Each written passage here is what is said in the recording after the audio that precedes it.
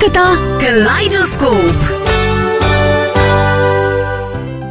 College street পাড়া আমার বরাবরই খুব পছন্দের জায়গা।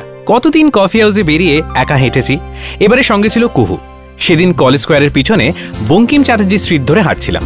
হঠাৎ একটা দোকানের লম্বা লাইন দেখে বেশ অবাক হলাম। কাছে গিয়ে দেখি একটা সাইনবোর্ডে লেখা, দয়া করে একটু দাঁড়ান, ভালো পান হবে। হোয়াট? কল্পতরু? দাদা, এই পানের দোকানে এত লম্বা লাইন? ও মাই গড! হবেই তো, কল্পতরু বলে কথা।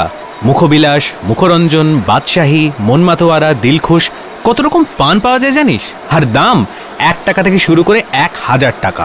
একটা পানের দাম 1000 টাকা? হ্যাঁ রে, কারণ এই দোকানে পানের মশলাগুলো আসে কানপুর, এলাহাবাদ থেকে, এবং সেই 1000 টাকার পানে একটি বিশেষ ধরনের মিক্সচার দেওয়া হয় যাতে সোনা আর রূপোর গুঁড়ো থাকে। তাই এই দোকানের প্রতিষ্ঠাতা সনাতন দত্তকে পান সম্রাট বলা হয়।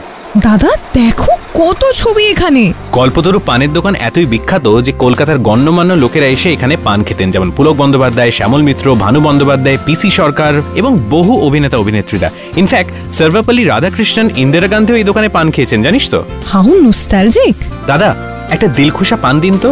হেই নে, এটা খা, দিল খুশ হয়ে যাবে। এমন সব কলকাতার জানা অজানা তথ্য নিয়ে আমি অরিজিৎ থাকবো কলকাতা ক্যালাইডোস্কোপে, exclusively on YouTube/919 Friends FM podcast.